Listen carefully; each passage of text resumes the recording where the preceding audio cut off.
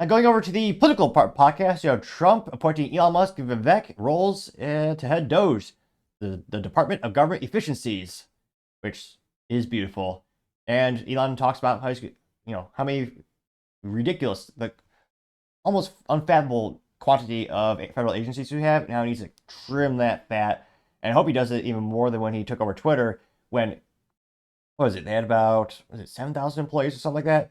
They got rid of 90, or was it 80 or 90% of the employees in Twitter or X operated the same, if not more efficient than before. So I think hopefully he does that with the government. That'd be nice. Imagine the government where they spend so little money, we don't lose money every single year and have a deficit. Thanks to the ineptitudes or the corruption of the left and the right traditionally, where again, they just spend so much money. And I really would, in terms of how much we really get, I would argue very, very little. Now this comes to us on the good old X.com by Doge Designer. It says, quote, Elon Musk explains the importance of creating the Department of Government Efficiencies. And, well, Lord knows his voice is infinitely better than mine, so without too much further ado. I kind of like Doge. It's more fun. It is. This is him with Tucker Carlson. Where we just take a look at all the federal agencies and say, do we really need whatever it is, 428 federal agencies? If there's so many that people have never even heard of, and that have overlapping areas of responsibility, we should, I don't know, we should get, there are more federal agencies than there are years since the establishment of the United States, which means that we've created more than one federal agency per year on average. That seems a lot. That's a lot. That's a lot. So we should have, that seems crazy. I think we should be able to get away with 99 agencies. I don't know. That seems like a lot of agencies. It's a lot. Yeah. 2 per state. That's a lot. Yeah, exactly. We should have fewer agencies, and they certainly shouldn't have overlapping responsibilities. And then we need some kind of, we just need a review of regulations to say which ones are sensible and which ones are not. Because if you've got regulators, every year they're going to add more regulations. It's just automatic. They just output regulations. And there's more laws and regulations every year until basically everything's legal, so we can't get anything done. So we need some kind of garbage collection for everything illegal, he means. I think I'm saying very obvious things. You are saying obvious things. Yeah. So which will be very unpopular things. Yeah. I'll probably need, if this happens, quite a significant security team. So that, because someone might literally go postal on me from the post office.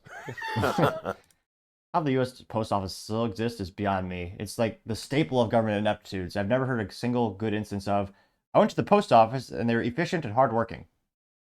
Yeah, quite the opposite. Now this went pretty well. It got 17.8 million views as well as 16,000 likes. One of the first comments going from Paul Zupa saying, quote, why not 96 or 69, getting 75 likes, which, of all the punts Elon has done throughout his career, I think one of the most hilarious, is childish, or teenagerish, juvenile, whatever you're going to call it. But I remember a couple years back, he wanted to take Tesla private, and he had a stock price goal of $420 and 69 cents, which, cliche, high school joke, but made a lot of people laugh.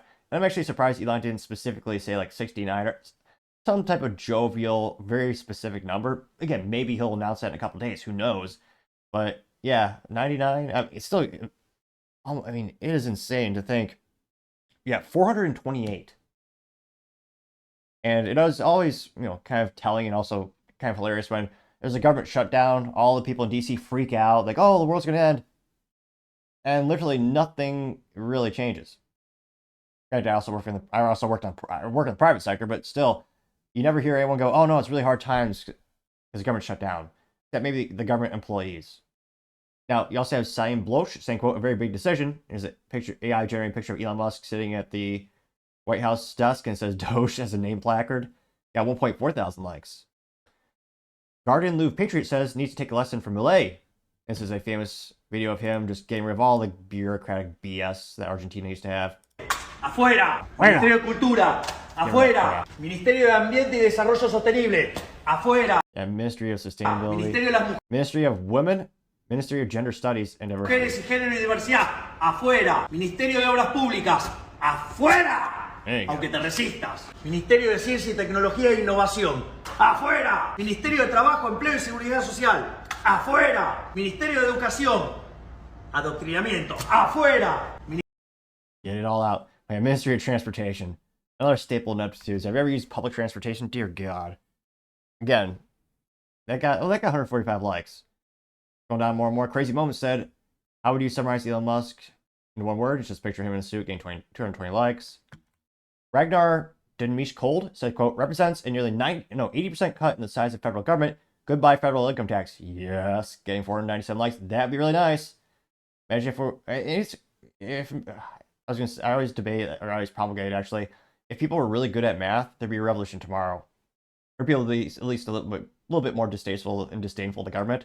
I'm just thinking about how much they're stealing from us. Let's say you're a top income earner, 40% of your income is stolen by the federal government.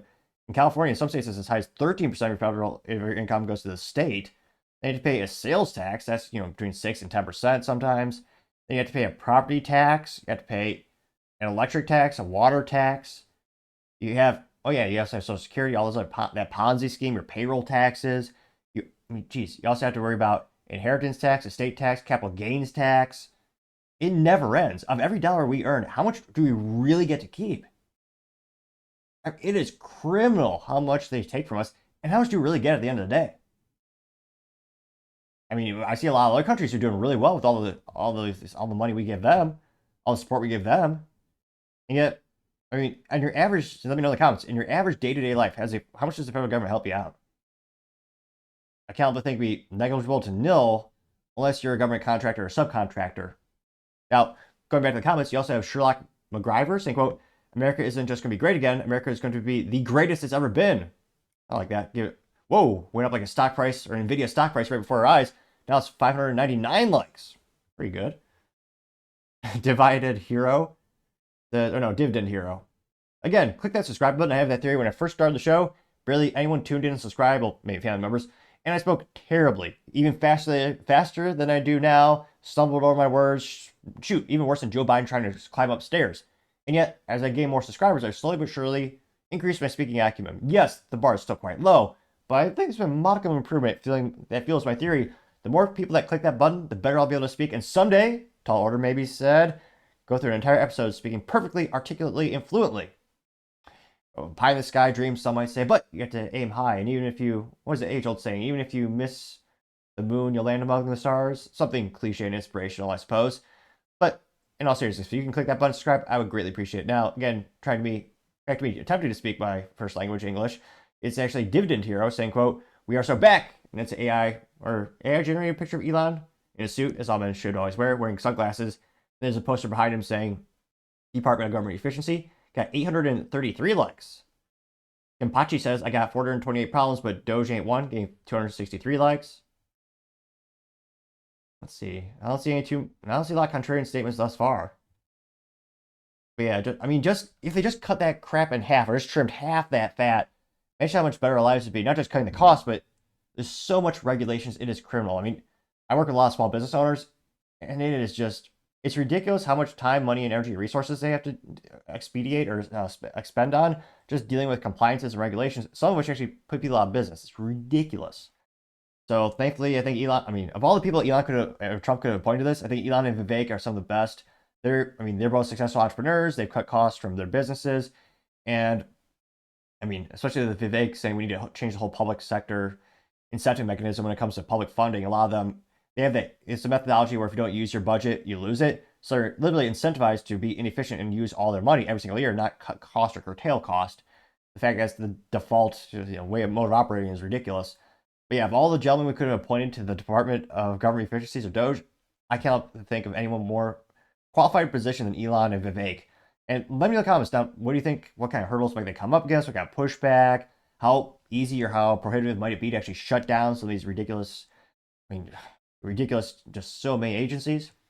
Let me know in the comments, because as always, it'd be fascinating to hear what you have to say.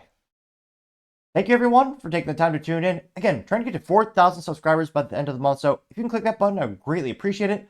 Also, give me a thumbs up, thumbs down, or comment. It's a great way to give me some additional feedback, letting me know how I can make the show better and better.